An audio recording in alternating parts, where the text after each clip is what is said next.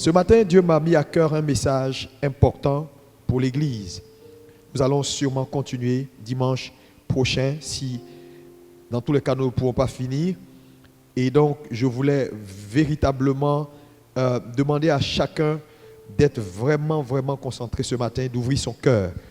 Je déclare ce matin que tu es béni, dis Amen. Et chaque parole que je vais libérer, je veux que ton Amen soit fort. Parce que Amen veut dire ainsi soit-il. Je veux que tu reçoives cette parole, que tu la saisisses. Vous savez, je veux bénir Dieu pour toi qui es là ce matin. Il y a des gens, quand ils ont fait quelque chose, il leur faut toute la grâce de Dieu pour faire un deuxième pas. Mais toi, malgré tout, tu es là ce matin. Ta présence est là ce matin. Je sais que Dieu a quelque chose de spécial pour ta vie au nom de Jésus. Acclame Jésus bien. Ce matin, Dieu m'a parlé et m'a donné un message important sur ce que j'intitule, Alléluia, l'héritage du droit d'aînesse. Est-ce qu'on peut dire avec moi l'héritage du droit d'aînesse? Tu vas répéter ça très fort, l'héritage du droit d'aînesse. Encore? Encore? Amen. On va se lever et faire notre première lecture dans 2 Rois 2, versets 1 à 18. Lorsque l'Éternel fit monter Élie au ciel dans un tourbillon, Élie partait de Gilgal avec Élisée. Élie dit à Élisée, « Reste ici, je te prie, car l'Éternel m'envoie jusqu'à Béthel. » Élisée répondit, « L'Éternel est vivant et ton âme est vivante, je ne te quitterai point. » Et il descendit à Béthel. Les fils des prophètes qui étaient à Béthel sortirent vers Élisée et lui dirent, « Sais-tu que l'Éternel enlève aujourd'hui ton maître au-dessus de ta tête ?» Et il répondit, « Je le sais aussi, taisez-vous. » Élie lui dit, « Élisée, reste ici, je te prie, car l'Éternel m'envoie à Jéricho. » Il répondit, « L'Éternel est vivant et ton âme est vivante, je ne te quitterai point. » Et ils arrivèrent à Jéricho. Les fils des prophètes qui étaient à Jéricho s'approchèrent d'Élisée et lui dirent, « Sais-tu que l'Éternel enlève aujourd'hui ton maître au-dessus de ta tête ?» Et il répondit, « Je le sais aussi, taisez-vous. » Élie lui dit, « Reste ici, je te prie, car l'Éternel m'envoie au Jourdain. » Il répondit, « L'Éternel est vivant et ton âme est vivante. Je ne te quitterai point. » Et ils poursuivirent tous deux leur chemin. 50 hommes d'entre les fils des prophètes arrivèrent et s'arrêtèrent à distance vis-à-vis des deux, s'arrêtèrent au bord du Jourdain. Alors Élie prit son manteau, le roula et en frappa les eaux qui se partagèrent çà et là, et ils passèrent tous deux à sec. Lorsqu'il eut passé, Élie dit à Élisée, « Demande ce que tu veux que je fasse pour toi, avant que je sois enlevé d'avec toi. » Élisée répondit, « Qu'il y ait sur moi, je te prie, une double portion de ton esprit. » Élie dit, « Tu demandes une chose difficile, mais si tu me vois pendant que je serai enlevé d'avec toi, cela t'arrivera ainsi. Sinon, cela n'arrivera pas. » Amen. Amen. Est-ce qu'on peut dire Amen? Asseyez-vous dans sa sainte présence. Ce matin, la présence de Dieu est au milieu de nous. Et ce message que Dieu m'a donné est pour toi. Dis, est pour moi. L'héritage du droit d'aînesse. C'est un message important dans le sens où elle est prophétique et elle est utile pour ces temps dans la fin dans lesquels nous sommes. Et l'histoire que nous venons de lire est une histoire que vous connaissez parce que tous nous savons la vie du grand prophète Élie et de son successeur Élisée. Un jour donc, Dieu décide donc de rappeler Élie. Et donc va instruire Élie de faire un voyage vers le lieu de son enlèvement. Et faisant ce voyage, il va parcourir des étapes qui sont des étapes importantes. Chacune de ces étapes-là est une étape importante. Mais avant cela, revenons à 1 Roi 19 à partir du verset 15 pour voir également un fait qui est important.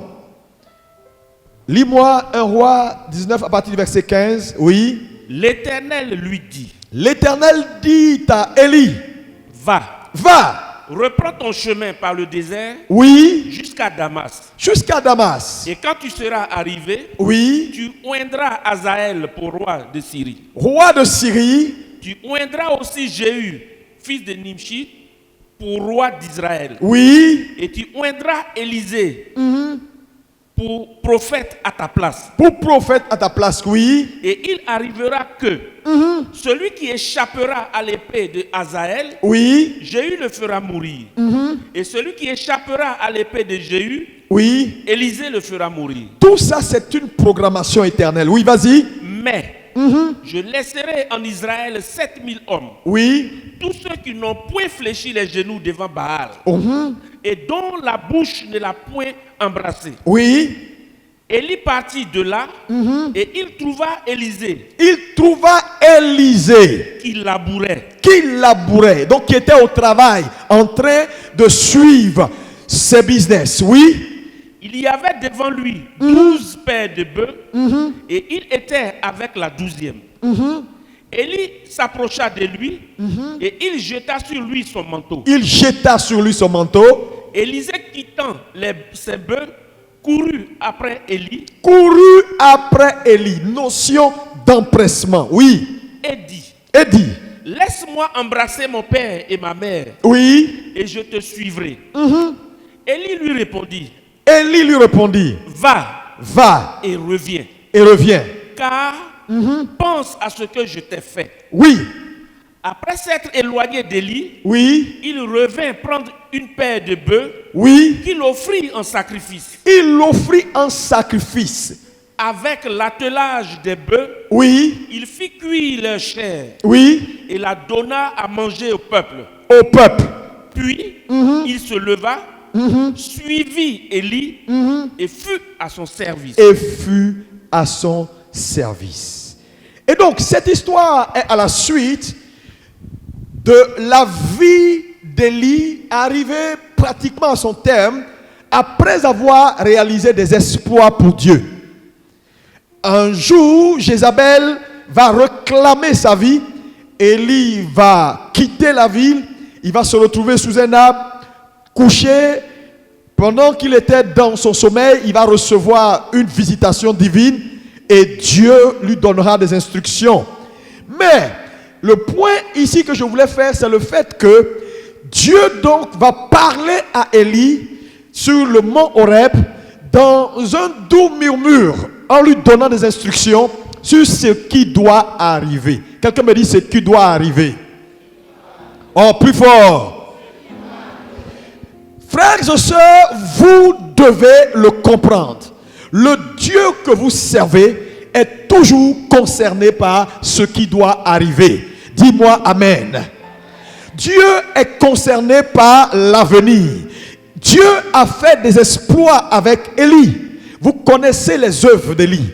Élie était un prophète puissant. Élie était un prophète puissant en parole et en œuvre. Mais malgré ce que Dieu avait fait avec lui, alléluia, Dieu était intéressé par ce qui devait arriver. Amen. Et donc, il instruit Élie d'aller et de oindre un autre prophète à sa place. Oh, quelqu'un me dit, Dieu est intéressé par l'avenir. Ça veut dire quoi? Ça veut dire simplement que qu'importe ce que Dieu fait avec toi maintenant, qu'importe ce que Dieu a investi en toi maintenant, le plus important pour Dieu, ce n'est pas ce qui a été fait, ce n'est pas ce qui est fait, mais c'est ce qui est sur le point d'arriver. Est-ce que quelqu'un peut me dire Amen? Dieu est engagé pour l'avenir. Il dit, je te parlerai, tu iras et tu oindras Élisée, prophète à ta place. Et la Bible déclare que cela fut ainsi. Mais maintenant, dans le parcours du prophète Élie, pour ceux qui sont des étudiants de la Bible, Élie était un homme exceptionnel dans sa génération. La Bible nous parle même de l'esprit d'Élie qui va précéder la venue de Jésus. Pour vous dire jusqu'à où Élie était un spécimen. Frère, Dieu travaille par spécimen. Dieu forge des gens. Dieu investit dans des gens. Dieu établit des gens. Et Dieu en fait don aux nations. Élie était un prophète puissant. Élie était un programme dans le plan éternel de Dieu. Au soir de sa vie, Dieu ne fait jamais un investissement pour juste une période. Quand Dieu fait un investissement, c'est pour des générations. Mais qui allait être le relais? C'était ça. Ce à quoi il était engagé. Je prophétise sur ta vie ce matin. Tu ne rateras pas ta saison de visitation au nom de Jésus. Je dis, tu ne rateras pas ta saison de visitation au nom de Jésus. Si tu le crois, dis 3 fois Amen et reçois au nom de Jésus. Frère, cette parole est prophétique. Dieu cherchait un homme. Parce qu'une saison est en train de passer, une autre est sur le point d'arriver. Il dit, va, tu oindras Élisée, prophète à ta place. Mais, comme je vous l'ai dit, Élie était un homme puissant, en parole, en acte, alléluia, et dans le plan de Dieu. Élie était responsable d'école de prophètes. Donc Élie est quelqu'un que Dieu a utilisé et qui a bâti plusieurs fils spirituels. Il avait beaucoup de fils spirituels. Élisée n'était pas son seul fils. Et quand vous lisez la Bible, lorsque Dieu va venir voir Élie et instruire Élie d'aller au lieu de la rencontre, là où son enlèvement va se passer, il va passer donc de Gilgal à Bethel, de Bethel à Jéricho, de Jéricho au Jourdain. Chaque ville ou chaque étape, alléluia, représente quelque chose sur son parcours. Mais vous voyez que tout à l'heure, nous avons fait la lecture. Et nous avons vu dans la lecture qu'à chaque étape, lorsque Élie est arrivé à Gilgal, la Bible nous parle des fils de prophètes qui étaient dans cette ville. Donc, il y a une discussion qui a lieu entre Élisée et les fils des prophètes. Parce que c'était des prophètes. Donc, ils avaient l'esprit de Dieu. Ils pouvaient percevoir les choses spirituelles et savoir que bientôt le maître sera enlevé. Donc, ils disent, mais mon ami, toi, tu fais quoi derrière ce type-là? Mais bientôt, il sera enlevé. Tu ne sais pas que Dieu l'enlève au-dessus de ta tête pour peu de temps? Et reste avec nous ici à Gilgal. Gilgal symbolise quoi dans la Bible? Le lieu de la circoncision. Est-ce qu'on peut dire quoi? Le lieu de la circoncision. Là où Dieu touche les cœurs. Là où les cœurs sont affranchis. Là où les cœurs sont captés pour Dieu. Et à ce lieu-là, à Gilgal, la Bible dit qu'il y avait une cohorte de prophètes qui ont fait élu domicile à Gilgal. Qu'est-ce que cela implique? Cela implique que Élie avait plusieurs fils spirituels, mais chacun a choisi sa part. Et les premiers ont décidé de rester à Gilgal. Et c'est à Gilgal qu'ils ont dit à Élisée, mais reste avec nous. Nous, on a gagné le cœur du Père. Reste avec nous. Nous sommes au lieu de la circoncision. Le Père nous aime. Par nos œuvres, par nos actes, nous avons gagné l'estime du Père. Restons ici ensemble. Cette part d'héritage nous suffit. Élisée va les regarder, il va leur dire non. Pour vous, c'est bon. Mais pour moi, ce n'est pas bon. Taisez-vous. J'irai avec lui. Et cette détermination d'Élisée me rappelle la détermination de Ruth quand elle était face à un choix. Suivre Naomi, qui était une veuve qui n'avait plus rien. Alléluia. Et qui n'avait que sa vieillesse et peut-être une alliance à partager. Elle va regarder Naomi pour dire, c'est vrai, je ne vois rien en toi. C'est vrai, tu ne représentes plus rien. Mais au-delà de ce que je peux voir comme apparence, où tu iras, j'irai. Ton Dieu sera mon Dieu. Et ton alliance deviendra mon alliance. C'est à ce niveau-là, et c'est à partir de là, que la destinée de Ruth a shifté. Parce que Ruth est moabite. Elle n'est pas qualifiée pour entrer dans l'assemblée de l'Éternel jusqu'à sa 10e génération, selon Deutéronome 23. Tout peuple qui sort d'une relation incestueuse ne peut pas avoir part à l'assemblée de l'Éternel. Mais, quand elle pointe Naomi et qu'elle dit, où tu iras, j'irai. Ton peuple sera mon peuple, ton alliance sera mon alliance. Elle shift de sa position. Alléluia, de malédiction, de limitation, dans une alliance supérieure. Et donc désormais, la gloire peut la localiser. Je prophétise sur ta vie ce matin, que la gloire de Dieu te localise ce matin au nom de Jésus. Quel que soit ce que tes parents ont fait, quel que soit ce qui les a disqualifiés, ce matin je me tiens sur l'autel de l'Éternel. Parce que tu as accepté Jésus, parce que tu es prêt pour Jésus. Oui, que la grâce de Dieu, la faveur de Dieu te localise au nom de Jésus. Oh, que ton amen soit meilleur que ça. Je te vois changer de position. Ce que tu ne méritais pas, tu commences à le mériter. Ce qui ne t'appartient pas, tu commences à avoir. Pourquoi? Parce que, ayant reconnu une alliance meilleure, les bénéfices de cette alliance sont ton partage au nom de Jésus. Ruth entre dans la lignée abrahamique par son engagement. La première vague de fils de prophètes s'arrête à Gilgal. Nous, c'est le cœur d'Élie qui nous intéresse. On a gagné son cœur, on reste là. C'est bon pour nous. Élie continue à Bethel. Son fils Élie dit, fils, ne me suis pas. Reste ici. Fais comme tout le monde. Élisée dit à papa, non, l'Éternel est vivant. Mon âme est vivante, je te suivrai. Ils passent de Gilgal. Ils arrivent à Bethel. Bethel, la maison de l'Éternel. Quelqu'un me dit la maison de l'Éternel.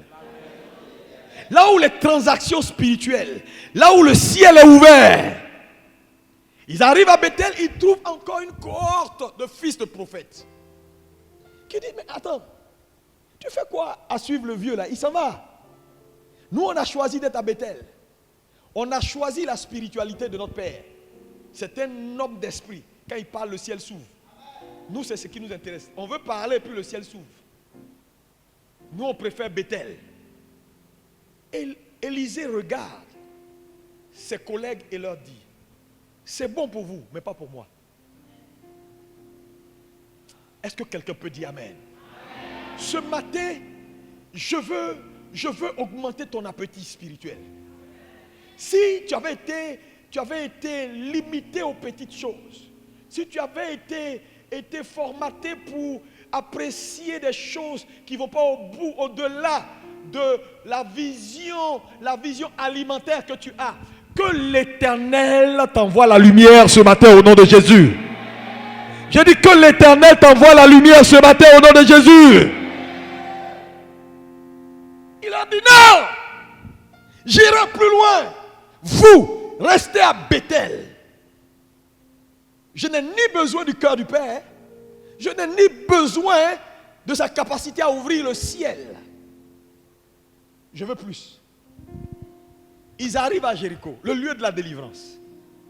Le lieu où la parole puissante a la capacité de renverser les murs les plus solides. Le lieu où la main de l'Éternel est puissante. Ils trouvent là également des fils de prophètes qui disent, mais écoute, nous on est là. Hein?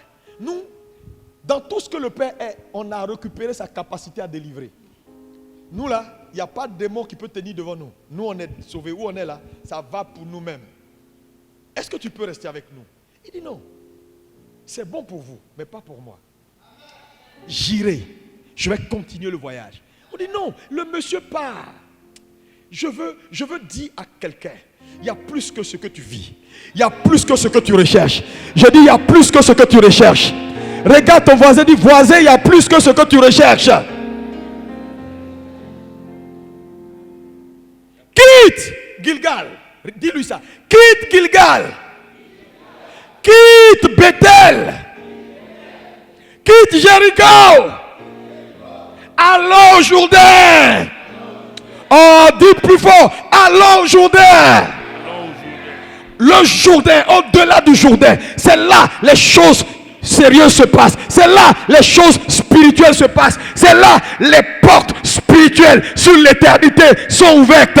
Frères et sœurs, ce matin, là où la vie t'a déposé par tes choix personnels, par la puissance du nom de Jésus, je te retire, je te retire, je te retire, je te retire, je te retire, et je t'envoie vers ta destinée au nom de Jésus. Power. Il y a des gens dans cette salle. La main de l'Éternel vient à toi ce matin. Je dis, si Dieu ne te touche pas ce matin, tu ne vas pas décoller. Parce que tu as été limité, bloqué à voir maintenant. J'ouvre tes yeux spirituels pour te faire voir autre chose ce matin. J'ouvre tes yeux spirituels pour t'introduire dans ta destinée prophétique au nom de Jésus. Oh, si tu le crois, dis Amen. Élisée est resté persévérant. Quand vous voyez un homme qui refuse de s'arrêter, ce n'est pas parce qu'il n'y sent pas la fatigue. C'est parce qu'il a vu plus grand que la fatigue.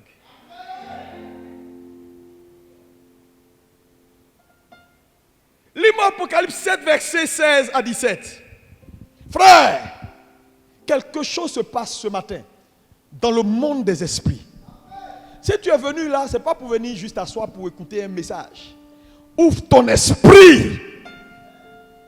Oui. Verset 16. Ils n'auront plus faim. Ceux qui auront persévéré jusqu'à la fin n'auront plus faim. Ils n'auront plus soif. N'auront plus soif. Et le soleil ne les frappera point. Et le soleil ne les frappera point. Ni aucune chaleur. Car l'agneau qui est au milieu du trône, oui, les paîtra et les conduira aux sources des eaux de la vie. Et Dieu essuiera toute larme de leurs yeux. Et Dieu essuiera toute larme de leurs yeux. Voilà la récompense de ceux qui vont et qui sont persévérants, qui sont prêts à ne pas se contenter du peu, mais à quitter Gilgal, à aller à Bethel, à passer Bethel, à continuer à Jéricho. Je prophétise, là où la vie t'a maintenu, là où tu es bloqué, là où tu es limité, ce matin, allons au Jourdain. Déclare, je vais au Jourdain.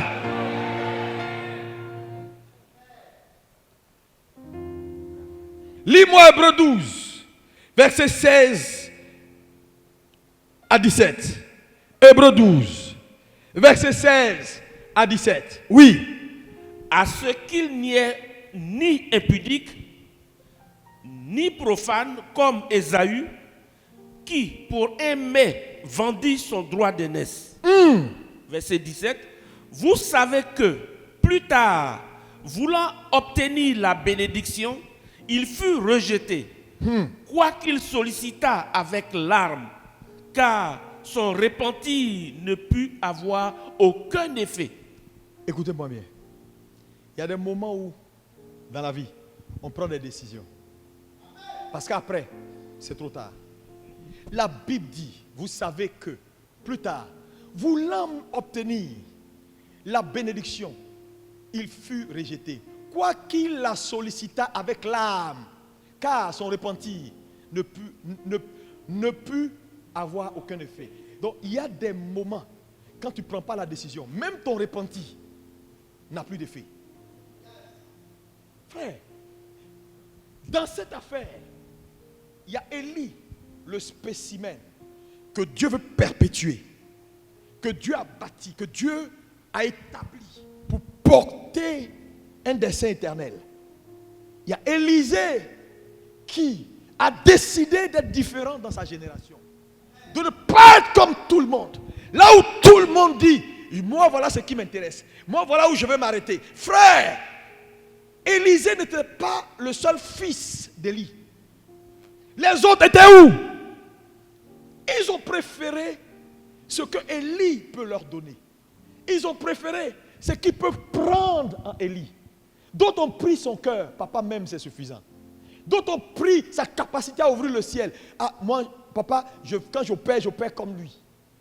D'autres ont pris, oui, sa capacité, oui, à avoir une parole puissante, à libérer les captifs. À moi, dans ce domaine-là, je suis comme papa. Mais Élisée a regardé tout ça et il a dit, mais ça ne peut pas être ça.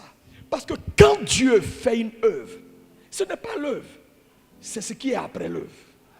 Dieu est toujours intéressé dans l'avenir. Qui va être le porte-flambeau? C'était ce qui brûlait dans le cœur d'Élisée. Parce que dans la vie, il n'y a que 2 générations d'hommes. Ce qu'on appelle la génération Ésaü et la génération Jacob. Quels sont les gens de la génération Ésaü? Quand vous lisez la Bible, vous connaissez l'histoire d'Ésaü. Ésaü et son frère jumeau sont nés du même ventre. Et tant dans le cœur, dans le ventre de leur mère, le Seigneur prophétisa à Rebecca pour dire, dans ton sein, il y a 2 nations. Mais la petite nation va dominer sur la grande. Ce n'est pas une injustice. Quand Dieu parle, il a vu la fin avant le commencement. Ce n'est pas Dieu qui détermine. C'est parce qu'il voit la fin avant le commencement qu'il dit ce qui sera la fin au commencement. Les enfants naissent de Rebecca. Et un jour, voilà papa Isaac, respectant la coutume, qui dit ceci, que le droit d'aînesse revient au plus grand. Appelle Ésaü. Appelle Ésaü. Pour dire, Ésaü, fais-moi un main. Et puis, voilà, je te bénis, je te donne le flambeau. Et plus tard, nous savons que ce qui arrive, c'est que c'est Jacob qui prend le flambeau. Mais avant ça, il y a une scène importante qui est révélateur des 2 générations. La génération d'Ésaü, c'est ceux qui n'ont pas d'égard pour le droit d'aînesse. Parce que n'oubliez pas qu'un jour, il arrive devant Jacob et il dit à Jacob, attends, tu n'as rien à manger là, moi j'ai faim. Est-ce que tu peux me donner ce que tu as, ta bénédiction présente? Moi je te donne mon droit d'aînesse. Je n'ai rien à foutre avec ça. Ah! Jacob qui est un homme spirituel, qui comprend que Dieu n'est jamais intéressé par le présent mais par le futur, accepte de faire quoi? De perdre ce qu'il a présentement pour bâtir demain.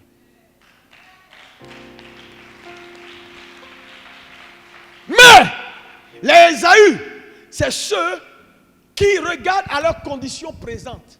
Je mange quoi? J'aurai quoi? Quelle voiture? Quelle maison? Oh Dieu, bénis-moi. Voilà. C'est ceux qui considèrent la bénédiction aux voies de Dieu. Parce que les voies de Dieu, les plans de Dieu sont supérieurs à la bénédiction. Les Jacob, la génération de Jacob, c'est ceux qui vont au-delà des œuvres présentes. Au-delà des bénédictions présentes. Il dit non, si tu veux ma nourriture, je te donne. Parce que moi je vois ce que Dieu est sur le point de faire. Parce que Jacob, qui était un homme spirituel, connaissait la puissance du droit d'aînesse. Ésaü était un charnel, comme plusieurs chrétiens. C'est ce qu'il va manger, ce qu'il va avoir, ce que Dieu va lui donner, ce que le papa va lui donner, le salaire qu'on va lui donner à l'église. Non, non, quand il vient à l'église, il est là pour ce qu'il peut prendre. À venir d'église, ce n'est pas son problème. L'église se remplit, ce n'est pas son problème. Il y a du monde qui est converti, ce n'est pas son problème. À la fin du mois, on n'a qu'à donner son salaire. Les plans ne sont pas sa priorité. Ce qu'il va prendre, c'est sa priorité. Ce matin, je ne sais pas dans quelle génération tu te situes. Je ne sais pas dans quelle génération. La génération des Ésaü. Ceux qui, comme les fils des prophètes qui sont restés dans les autres villes, refusent de faire le sacrifice, refusent de payer le prix. Mais regarde à leurs conditions présentes ce qu'ils peuvent gagner. Papa m'a donné une voiture en héritage. J'ai pris la façon dont papa parle. J'ai pris sa capacité de prêcher avec force. C'est ce qui m'intéresse. Les Jacob, ce sont ceux qui sont prêts à donner leur substance présente pour leur vision future. De se priver du présent pour gagner l'avenir. Tu es dans quelle génération ce matin? Quelle génération? Quelle est ta génération? Regardez aujourd'hui nos églises. Regardez aujourd'hui les ministères. Jésus va revenir. Frère, est-ce que vous savez, regardez aujourd'hui l'église universelle, le nombre d'églises qui ont raté leur temps de visitation. Pourquoi? Parce que les ministères sont remplis d'une génération Ésaü. Des gens qui poursuivent leurs ambitions personnelles au profit des desseins éternels de Dieu. Des gens qui sont prêts à vendre leurs droits d'aînesse parce qu'ils n'ont aucune spiritualité pour comprendre qu'un droit d'aînesse va au-delà de ce qu'ils peuvent penser. Toi, Isaïe, tu te mets devant ton petit frère pour dire oui, s'il veut prendre, il n'a qu'à prendre. Tu vas foutre quoi avec ça? La Bible dit, même au jour où il en a eu besoin, son repenti n'a pas eu d'effet. Je prie ce matin que ton repenti, tu n'arrives pas à un point dans ta vie où ton repenti n'a plus d'effet. Ça veut dire que le jugement de Dieu est scellé. C'est dangereux. C'est pourquoi je disais, il y a un temps pour devenir mature. Il y a un temps pour prendre des décisions. Il y a un temps pour comprendre que l'affaire là me dépasse. Je disais tout à l'heure, j'ai dit, vous savez, si c'est moi seul, avec ma femme et mes enfants, non, je n'ai pas besoin de faire tout ça. Je n'ai pas besoin d'être partout, courir ici. Je n'ai pas besoin. Je vais manger, je vais dormir. Je vais avoir maison, je vais avoir voiture. Tout ce qu'un homme normal peut avoir. Si c'est nous trois ou nous six là, il n'y a pas de problème dedans. Mais si vous nous voyez courir et faire ce qu'on est en train de faire, c'est parce que ça nous dépasse. Il y a des frères ici, tu n'as pas le droit d'échouer. C'est des multitudes qui ne vont pas voir la lumière. Arrête d'être égoïste. Sors de cette génération de fils de prophètes qui ne voient que leurs intérêts, qui ne voient que ce qu'ils peuvent prendre. Et le plan de Dieu. La preuve, regardez, quand on dit prions pour la Côte d'Ivoire, ça intéresse qui? C'est trop lointain. Prions pour la Côte d'Ivoire. C'est pas. Non, pasteur, on peut bombarder pour délivrance familiale. J'ai des liens là. C'est ça qui l'intéresse. Plan éternel de Dieu pour la Côte d'Ivoire. Il va foutre quoi avec ça? Frère, Dieu est intéressé par ses plans éternels. Ses plans te dépassent. Tu es juste un individu, juste assez infime, minime dans le plan. On ne va pas faire le focus sur toi. C'est une perte de temps. Quand tu as capté le plan éternel de Dieu, tu deviens la cible de Dieu. Je répète, quand tu as capté le plan éternel de Dieu, tu deviens la cible de Dieu. Élisée a compris que non, l'affaire là va plus loin que ça. Le monsieur qui s'en va là, c'est une institution. C'est un spécimen. On dit de Jésus que l'esprit d'Élie va le précéder et alors ce sera la fin. Ce n'est pas n'importe qui. Il faut que Dieu trouve un porte-flambeau. Pas quelqu'un qui s'est assis à Gilgal parce qu'il a eu quelque chose. Pas quelqu'un qui s'est assis à Bethel parce qu'il a eu quelque chose. Pas quelqu'un qui s'est assis à Jéricho parce qu'il a eu un petit miracle. À un moment donné, Élie dit à Élisée, tu fais trop d'efforts. Je dis, un vrai leader ne va pas te caresser dans le sens du poil. Un vrai leader, il va s'opposer à toi jusqu'au bout pour que le meilleur de Dieu sorte. Il dit à Élie, non! À Élisée, non, non, retourne. Élisée dit, je ne retourne pas. Il y a des désobéissances qui sont utiles. Quand Naomi dit à Ruth, je ne suis pas d'accord, et qu'elle dit, d'accord ou pas, on est ensemble. Ça veut dire que cette désobéissance-là, c'est une désobéissance qui a vu le plan au-delà des œuvres présentes. Ça devient une obéissance. Que Dieu te délivre ce matin au nom de Jésus. Je dis que Dieu te délivre ce matin au nom de Jésus. Mets tes deux mains sur ta tête. Dis, Seigneur, délivre-moi ce matin au nom de Jésus. Et introduis-moi dans la génération des Jacob. Les hommes de vision, les hommes de destinée, au nom puissant de Jésus. Trop de gens poursuivent leurs ambitions. Ce n'est pas ton ambition, il faut poursuivre. Dieu veut quoi et Dieu dit quoi. Arabos, les brakatarebo makatapari ababos. À un moment donné, il décide de continuer le voyage. Arrivé au Jourdain. Vous savez, le Jourdain, c'est la ligne de démarcation. C'est au Jourdain. Le Jourdain, ce n'est pas le naturel du surnaturel. C'est dans le Jourdain que se trouvent les portes spirituelles éternelles. Là, Élisée aurait pu s'arrêter là. Il dit non, au-delà du Jourdain. Au-delà du Jourdain. Parce qu'il y a beaucoup qui s'arrêtent au Jourdain.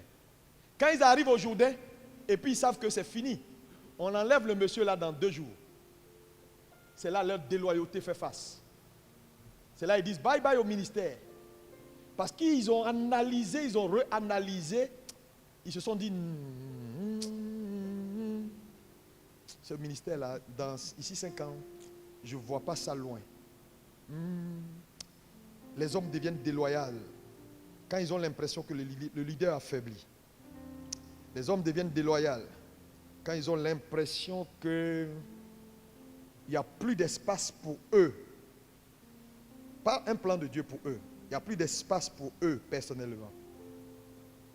Et aujourd'hui, plusieurs font demi-tour. C'est là que tu vas voir quelqu'un qui a fait 30 ans, 40 ans. Il a marché avec toi, tu as tout investi en lui. Et aujourd'hui, il te dit bye bye. Mais quand tu checkes les raisons de son bye bye, juste des raisons alimentaires. Juste des raisons alimentaires. Parce que les gens ne connaissent pas Dieu. Dieu bâtit par spécimen. Ouais. Ouais. Ouais. Ce matin, ce message n'est pas pour ABMC, c'est pour l'Église universelle. Tu me regardes, toi, tu me regardes. Tu es arrivé au Jourdain. Tu as fait beaucoup d'efforts. Va au-delà. Va au-delà. L'affaire là te dépasse, va au-delà. Ce n'est pas une affaire de ta chose, va au-delà. Parce que sinon tu vas te perdre à jamais. Parce que même un lion qui est fatigué, même un lion blessé, est toujours un lion.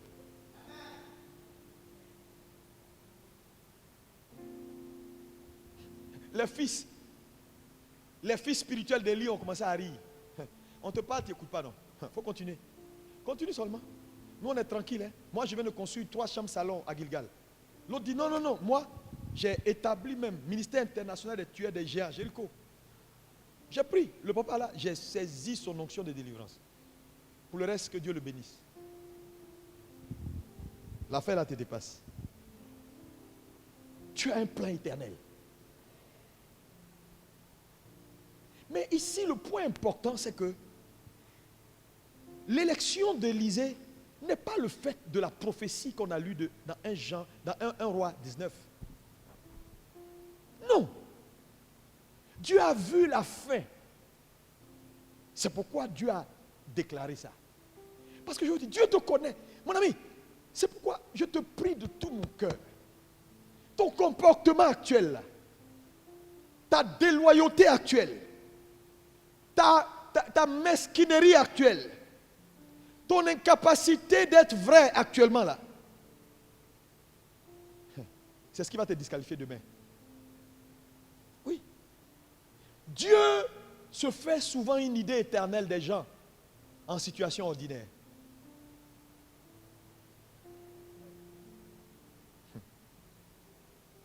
Regardez, lorsque le manteau est jeté sur Élisée, il court, il repart, il fait des sacrifices, il pose des actes spirituels. C'est un homme d'esprit et il se met au service d'Élie.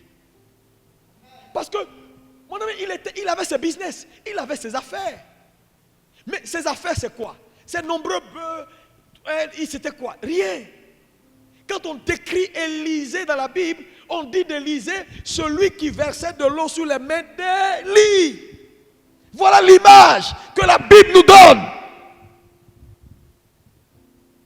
Ce matin, je suis venu mettre dans ton cœur la pensée éternelle de Dieu. Dieu a des plans qui te dépassent. De temps en temps, arrête-toi à être sujet de, oui, que ma femme ait un triplé, que mes enfants aient leur bac, que ma voiture soit changée, pour que le monde sache que je sers le Dieu Tout-Puissant qui change les voitures. Arrête ça. ABMC va où? Seigneur, que le plan éternel de cette église, ça te dépasse. Il y a combien de gens qui prient par rapport à ça? Seigneur, ça ne peut pas être normal. Tu ne peux pas nous bâtir une cathédrale pour qu'elle soit vide. Tu as sûrement un plan. Fais-moi un flash, s'il te plaît, Seigneur. Il y a combien de gens qui prient pour ça? Ce n'est pas leur problème. À la limite, ils ne viennent même pas à l'église. Ils viennent quand il y a des choses qui les intéressent. Quand il y a des programmes, ok, il paraît qu'il y a un gars qui est venu, il fait descendre le feu, non, j'arrive. L'église marche, ça marche. Ils s'en foutent. Pourquoi Dieu a mis cette église là où elle est? J'ai rencontré un pasteur avec qui on est rentré à Accra. Il me disait, pasteur, tu ne me connais pas, mais c'est un pasteur qui a beaucoup d'influence. Il dit, quand vous avez commencé à construire la cathédrale, j'habitais à côté. C'était mon lieu de prière. J'allais là-bas de temps en temps pour prier. Tu ne peux pas imaginer, sans me connaître, ce que la construction de cette cathédrale a fait dans mon ministère et ce que je suis aujourd'hui. Je viens te voir. Vous croyez que Dieu nous a mis là parce qu'il n'avait rien à faire? Dormez. Dieu cherche des hommes ce matin. Dis, me voici, envoie-moi. Lève la main droite. Encore. Encore plus fort. Oh, plus fort que ça. Oui. Esaü dit, droit d'aînesse, je m'en fous. Mais c'est quoi un droit d'aînesse? Lis Deutéronome 21, à partir du verset 15. Suivez, vous allez voir ce que c'est qu'un droit d'aînesse. Deutéronome 21, à partir du verset 15. Oui. Si un homme qui a deux femmes aime l'une et n'aime pas l'autre, oui, et s'il en a des fils dont le premier-né soit de la femme qu'il n'aime pas, oui, il ne pourra point, quand il partagera son bien entre ses fils, reconnaître comme premier-né le fils de celle qu'il aime, à la place du fils de celle qu'il n'aime pas et qui est le premier-né. Mais il reconnaîtra pour premier-né le fils de celle qu'il n'aime pas et lui donnera sur son bien une portion double. Oui. Car ce fils est les prémices de sa vigueur. Oui. Le droit d'aînesse lui appartient. Le droit d'aînesse appartient au premier. Il dit, même si tu as deux femmes, Si le premier fils vient de celle que tu n'aimes pas, ça c'est la loi. Si tu dois partager tes biens, l'héritage, le droit d'aînesse revient au premier. Maintenant, continue la lecture pour voir, pour que tu comprennes l'héritage du droit d'aînesse. C'est quoi? Oui, vas-y. Oui. Vas-y. Si un homme a un fils indocile et rebelle, n'écoutant ni la voix de son père, ni la voix de sa mère, Oui. et ne leur obéissant pas, même après qu'ils l'ont châtié, Oui. le père et la mère le prendront et le mèneront vers les anciens de sa ville et à la porte du lieu qu'il habite. Ils diront aux anciens de la ville, voici notre fils qui est indocile et rebelle, qui n'écoute pas notre voix et qui se livre à des excès et à l'ivrognerie. Merci. Ici, il explique pour vous dire que le droit d'aînesse dans la loi juive, c'est-à-dire revient au premier fils physique, c'est-à-dire ton premier fils, le naturel physique. Mais il dit en plus que ce n'est pas juste un droit accordé, mais c'est une double portion. La responsabilité, c'est-à-dire la raison de la double portion, c'est que avec cette double portion, tu deviens le responsable de famille. Tu deviens le porteur de flambeau. Tu deviens celui maintenant qui va perpétuer la lignée et les desseins de Dieu pour l'entité familiale ou la cellule familiale. Donc, l'objectif du droit d'aînesse c'est-à-dire, elle te positionne au-dessus de tes frères pour conduire, pour les amener et établir ce que Dieu a comme dessein pour la maison. C'est ça l'objectif du droit d'aînesse. Donc un droit d'aînesse est quelque chose de puissant. Dis avec moi la puissance du droit d'aînesse. Donc toi Ésaü, tu ne peux pas venir. On te donne le droit d'aînesse et tu dis ça ne m'intéresse pas. C'est-à-dire, c'est une façon de dire, Dieu, tu n'as pas été suffisamment intelligent pour faire de moi le premier, parce que vos histoires là, ça ne m'intéresse pas. Et je vous le dis, beaucoup de chrétiens ne sont pas intéressés par les plans éternels de Dieu. Il y a des chrétiens dans cette salle. Les histoires de prier pour les nations, être le flambeau que Dieu va utiliser pour amener les gens à voir la lumière, ce n'est pas ça sa priorité. Frère, nous nous comportons chaque jour comme Ésaü. En vendant nos droits d'aînesse. Quand Dieu te dit, les 40 jours de jeûne de prière arrivent, sois la sentinelle de ta maison, sois la sentinelle de ton quartier. Quel quartier? Ton affaire, tu balances ça du revers de la main. Moi, pendant les 40 jours, c'est moi, mon fils, ma fille, ma femme, nous 5, personne d'autre. Dieu te regarde et il ne sait pas qui envoyer. Qui enverrai-je? Qui enverrai-je? Qui enverrai-je? Qui enverrai-je? Dieu cherche toujours des gens qui vont envoyer au-delà d'eux-mêmes.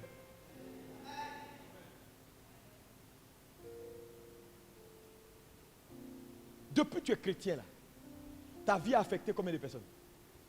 Ton ministère a été une bénédiction entre les mains de Dieu. Comment? Qu'est-ce que Dieu a tracé devant toi qui te fait courir au-delà de tes besoins alimentaires et tes projets personnels et de tes ambitions personnelles qui combattent souvent même le plan de Dieu? Réponds-moi.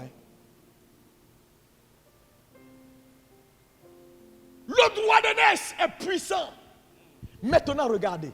Dans le texte que nous venons de lire, il dit le droit d'aînesse sera la double portion.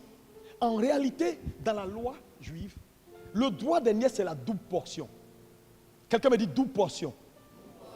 Mais quand on dit double portion, c'est juste une expression pour dire simplement que celui qui reçoit la double portion de l'héritage devient celui qui est le porte-flambeau de la famille, devient celui qui reçoit l'onction prophétique pour être le transfert de la volonté de Dieu. Donc, quand un homme entre dans la position du droit d'aînesse ou reçoit le droit d'aînesse, mon ami, c'est quelque chose de dangereux. Tu deviens surnaturel. Tu deviens surnaturel. Et tout enfant de Dieu, à n'importe quel niveau, peut recevoir le droit d'aînesse. C'est pourquoi ce matin, je veux que tu ouvres ton cœur. Tu as assez tourné autour de la montagne. Parce qu'en réalité, tu resteras limité et immobile jusqu'à ce que tu acceptes le mandat. Je répète, tu resteras limité, immobile, sans impact dans ta génération, jusqu'à ce que tu acceptes le mandat. Sinon, comme Ésaü, tu entres dans les livres d'oubli de l'Éternel. Quelle tragédie d'avoir une destinée à ce niveau et de finir à ce niveau. Parce que au moment où il fallait faire le choix de dire oui, on n'a pas dit oui. Tu es assis ce matin, tu crois que tu es venu à un culte. Non, il faut te détromper. Il faut te détromper. Dieu est en train de te parler. Tes histoires là, il faut laisser. Et puis embrasse le dessein éternel de Dieu. Les enfants que Dieu t'a donnés là, ça te dépasse. À un moment donné, tu vas les lâcher. By fire, by force. C'est pourquoi il faut prier pour les desseins éternels de Dieu. Prie pour les desseins éternels de Dieu. Si tu les maintiens et tu les empêches d'aller à ce que Dieu les a appelés, ils vont devenir tous bêtes à tes côtés. Dieu n'est pas un homme. Et lorsque Élie et Élisée passent le Jourdain, Élie regarde Élisée et il dit, Élisée, tu as payé tout ce prix-là. Tu sais, acclamons pour Élisée.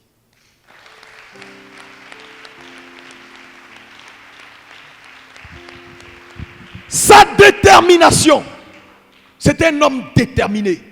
Sa capacité à voir dans le naturel le futur, c'est un homme clairvoyant. Sa capacité à saisir les voies de Dieu, c'est un homme spirituel. Je prie, est-ce qu'il y a dans cette salle des Élysées, si tu fais partie de ces Élysées, lève la main droite et dis, Seigneur, me voici, envoie-moi.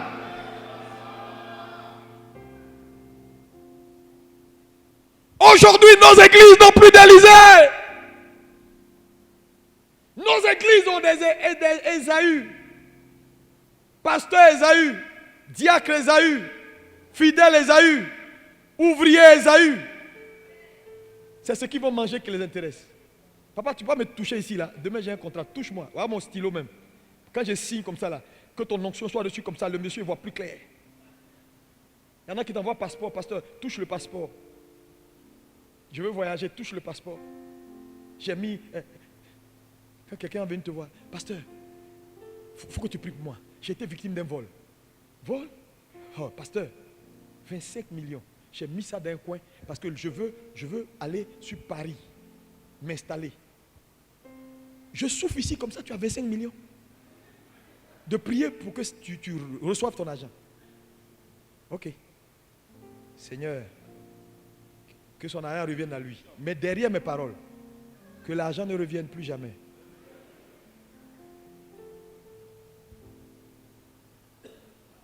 Attends, ne vous foutez pas du Seigneur.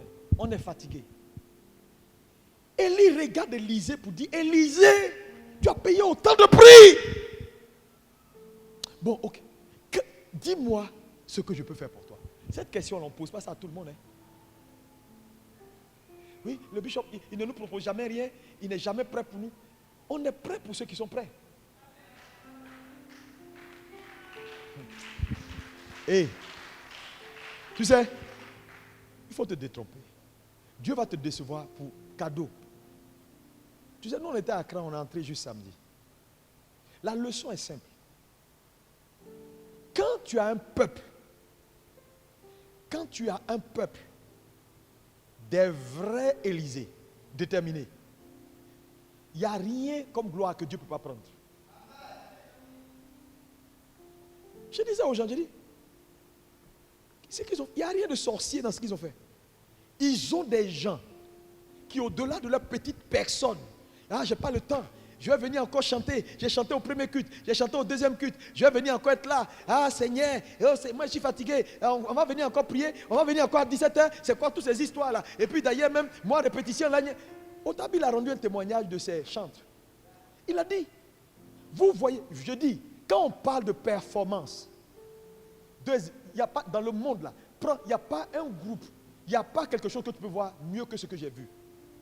Performance dans la louange, dans la musique. Ils sont performants. Il dit, souvent je viens, ils travaillent pendant des heures, des heures, des heures. Il dit souvent il a pitié des chantes là. Il dit, il n'a jamais vu un ministère où le prix à payer est aussi élevé que le ministère des chantes. Parce que c'est l'un des rares ministères qui fait que Dieu s'élève. Dieu ne partage pas sa gloire avec un homme. Ce que nous on a vu, c'est digne d'acclamation. Pas parce qu'il n'y a pas d'erreur, parce qu'il n'y a aucune œuvre qui soit parfaite à 100%. Mais je dis, quand un peuple est déterminé, même les erreurs sont minimisées.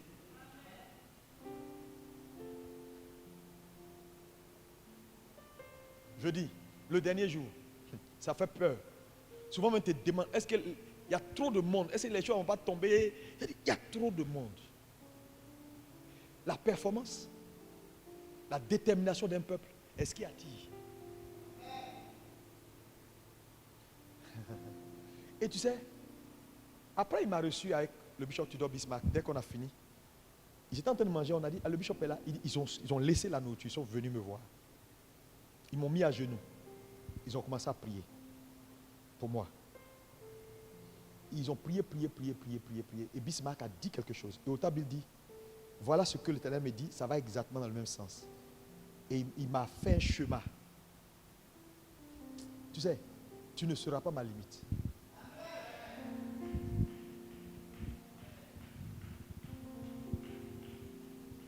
La faiblesse d'une œuvre, c'est l'incapacité de voir de son peuple.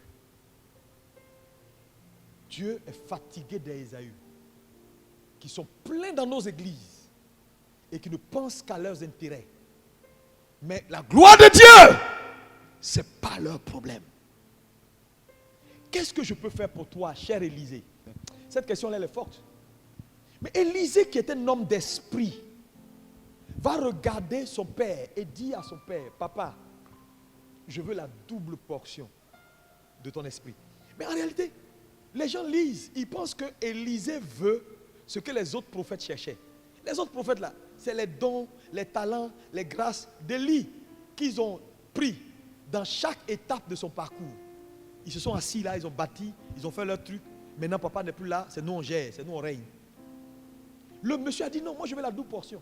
La double portion ici là, nous ramène à Deutéronome 21, verset 15. Ce que le droit d'aînesse représente. Maintenant, regardez la réponse que Élie donne à Élisée. Il dit, ce que tu demandes est difficile. Mais pourquoi il insiste sur ce que tu demandes est difficile? Parce qu'en réalité, Élisée n'est pas le plus grand. Élisée n'est pas l'aîné. Et selon la loi, Deutéronome 21, à partir du verset 15, c'est l'aîné seul qui a droit à l'héritage du droit d'aînesse. Mais toi, tu me demandes de porter la double portion qui revient en vérité à celui qui a commencé le ministère avec moi, qui était là quand je faisais la fondation. Toi, tu es arrivé avant-hier. Lui, il est là il y a longtemps. Quand on était sur gazon, lui, il était là. Il a cette conscience de la reconnaissance. Je vais te décevoir ce matin. Les hommes, pour les hommes, l'héritage revient au premier naturel, fils naturel. Pour Dieu, l'héritage revient au premier. Mais le premier dans le mindset de Dieu, dans la conscience de Dieu, ce n'est pas le premier né. C'est le premier à permettre au Saint-Esprit à le paramétrer, à être le relais. C'est une affaire de paramétrage. Qui sera le relais? Le fils prophétique pour porter l'héritage et le transmettre aux générations futures. Ce n'est pas forcément celui qui est le premier en âge, mais celui qui aurait permis à Dieu de le paramétrer pour avoir la capacité de porter le flambeau. Parce que le flambeau dans les choses spirituelles se porte avec une capacité. C'est pourquoi méfiez-vous. Quand la Bible dit les premiers seront les derniers et les derniers seront les premiers, là, c'est spirituellement que les choses se passent. Souvent les gens sont surpris, ils disent mais nous on est là il y a longtemps, lui il est arrivé avant-hier. Et puis le Père lui fait autant confiance. Non, c'est une question de paramétrage. Tu es assis là, tu apportes quoi? Au plan éternel de Dieu. Toutes tes prières, c'est comment tu vas changer ta maison, comment tu vas changer tes fauteuils, comment tu vas faire tes trucs, tes affaires personnelles, ta maison tu es en train de construire. À chaque fois que tu rencontres le pasteur, pasteur j'ai un nouveau projet, pasteur j'ai un nouveau plan, pasteur viens prier pour moi, pasteur envoie ton onction, on va faire comme ça. Depuis quand tu es venu et puis dis pasteur, il faut qu'on mette un plan de ramassage dans la ville avec des bus pour que les dimanches, imaginez-vous, si cette salle est remplie en haut, en bas, c'est possible. C'est pour ça que Dieu a construit. Dieu ne bâtit pas, ne crée pas d'espace pour qu'elle soit vide. Ça n'existe pas. Si on est là, c'est parce qu'on n'a pas encore décidé. Le problème, c'est que Dieu cherche toujours des fils pour faire courir la vision du Père. Le Père capte la vision. Il devient une institution. Et les fils prennent l'institution et la multiplient et la rendent forte.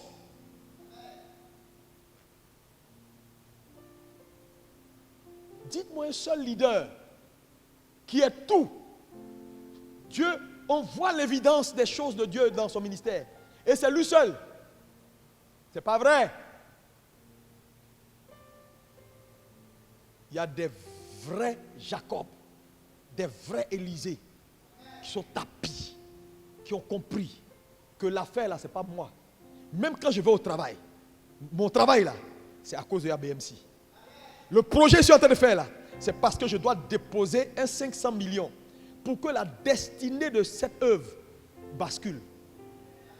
Il y a combien qui pensent comme ça? Quand ils viennent te voir, bénis-moi, mais ils pensent à lui seul. Ce que l'église va devenir, ce n'est pas son problème. Là où Dieu va, ce n'est pas son problème.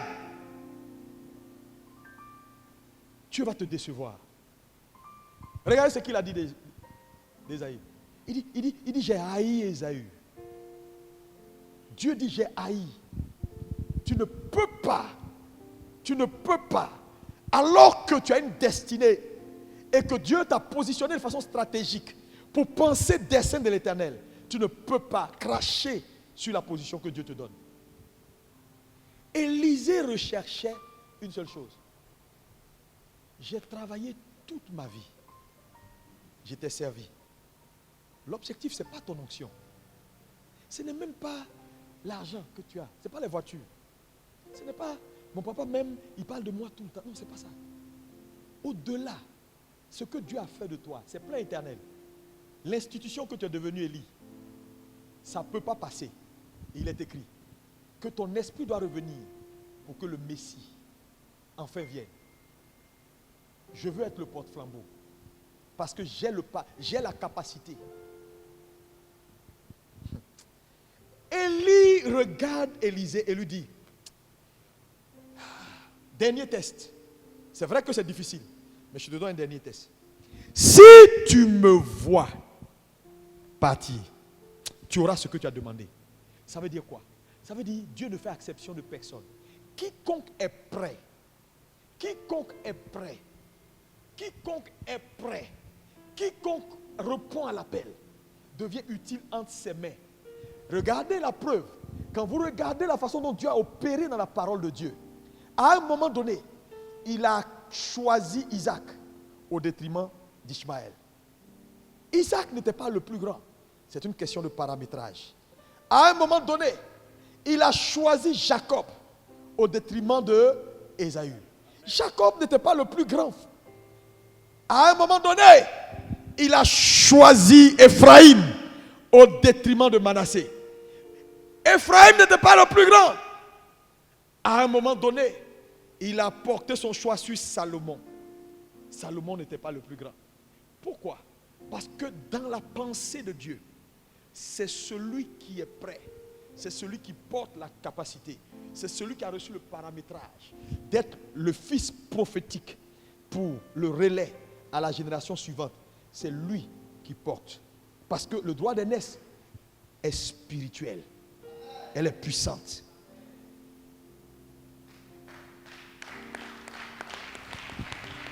Et ce matin, qu'importe là où tu es, Dieu veut te donner le droit d'aînesse. Oh, tu ne peux pas comprendre que dans ta sphère, tu es stratégique. Dans ta société, tu es stratégique. Dans ton environnement, tu es stratégique. Ce matin, ouvre ton cœur. Tu verras la gloire de Dieu. Oh, quelqu'un me dit Amen. Dis Amen et reçois. Dis Amen et reçois. Il dit, si tu me vois partir. Mais je me suis posé la question, mais il y a quoi de difficile à si tu vois? Voir là, il y a quoi de difficile?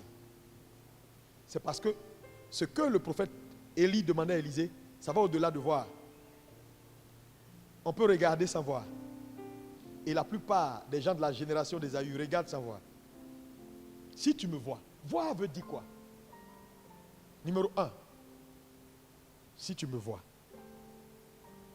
La première chose que Élisée était censé faire ou devenir, voir,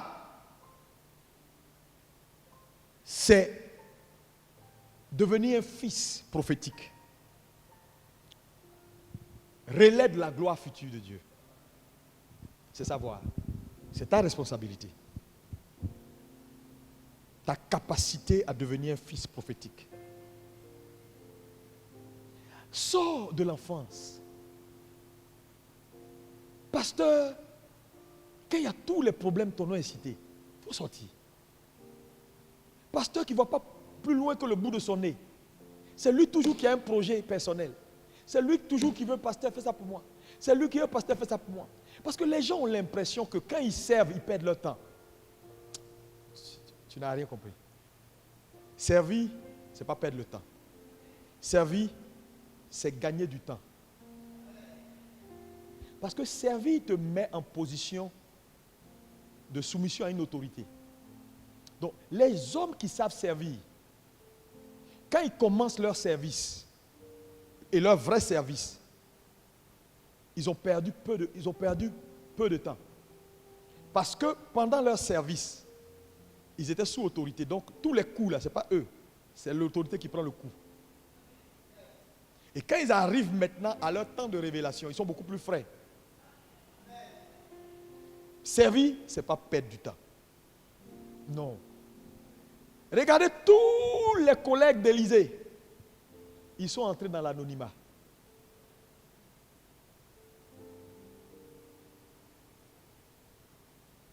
Ta capacité à être un fils prophétique, c'est savoir. 2, voir. Représente quoi pour Élisée? Sa capacité d'assimilation et de dévotion. Si tu me vois, si tu m'as perçu, tu vas percevoir le mandat. Il y a des gens qui marchent avec un leader sans jamais percevoir le mandat de Dieu dans sa vie. Ce n'est pas le problème. Tu sais pourquoi tu es à mes côtés?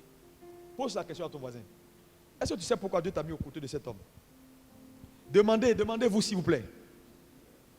Pose la question à ton voisin. Tu sais pourquoi tu es à ABMC à côté de cet homme? Ça va au-delà de tes ambitions personnelles. Ta capacité de percevoir. Souvent, je suis assis, je regarde le docteur au tableau, je l'observe. Je le fixe, je le regarde, je l'observe dans tout, ses réflexes, comment il réfléchit, comment je l'observe dans tout. Et Dieu envoie mes yeux au-delà.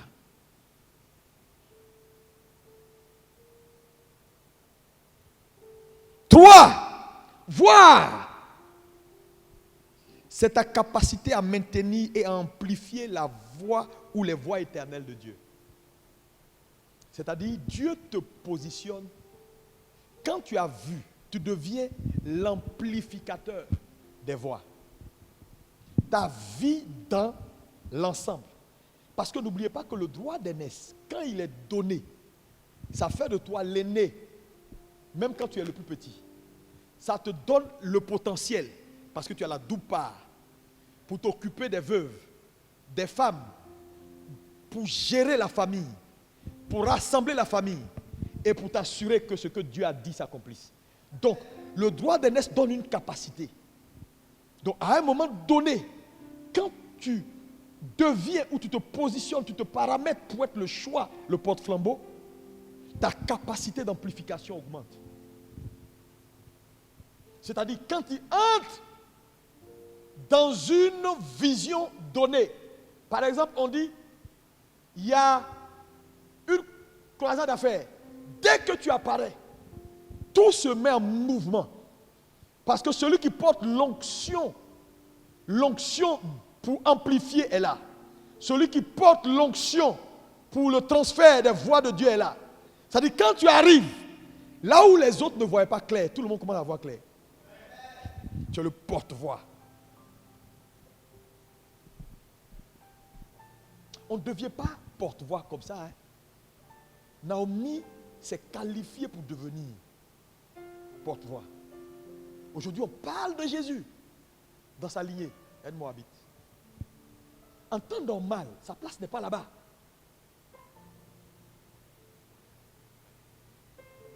Qui t'a dit c'est fini? Ce matin, tu peux prendre une décision. 4. Voir.